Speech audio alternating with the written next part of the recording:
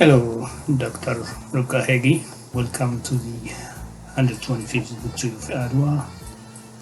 Dr. Ruka, what does the Victory of Adwa mean to you? And how would you describe Empress Taytu? Hi, my name is Rebecca Higgie. I'm an Australian writer. I want to talk to you about the Battle of Adwa as we celebrate its anniversary this year.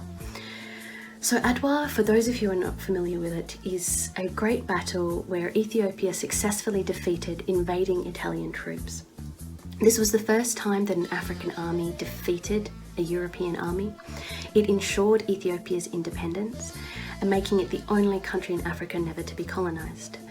It was a significant symbol of what Ethiopia can do when it comes together. Various ethnic groups, people of different classes, different professions, all different religions, all came together to fight at the Battle of Adwa and make sure that Ethiopia remained Ethiopian.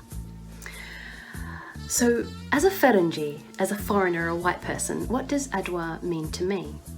Adwa is a reminder of what Ethiopia can do when it comes together.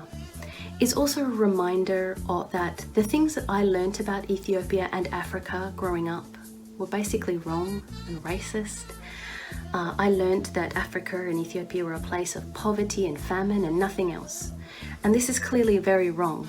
Adwa shows us about the strength of Ethiopia. Ethiopia is a place where there are churches carved out of mountains, where there are centuries old, thousands and millennia old manuscripts of ancient philosophy, history, literature written in the ancient Giz language, books that were written long before my ancestors even had written language.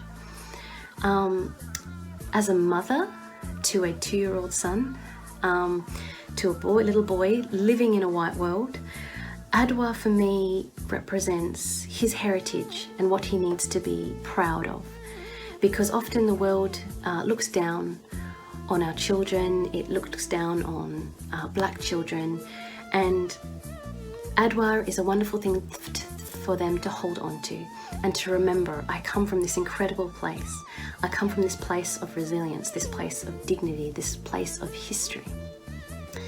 In fact, when I was doing my research about Adwa, about Ethiopia and about this time period, I learned so many wonderful things, particularly about Taytu.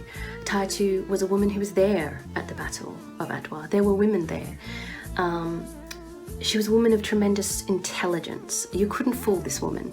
She was known to publicly chastise Menelik, the king, her husband, when she felt that he was not being critical enough or careful or cautious enough of foreigners. She's a great symbol of the strength of Ethiopian women and of Ethiopia as a whole.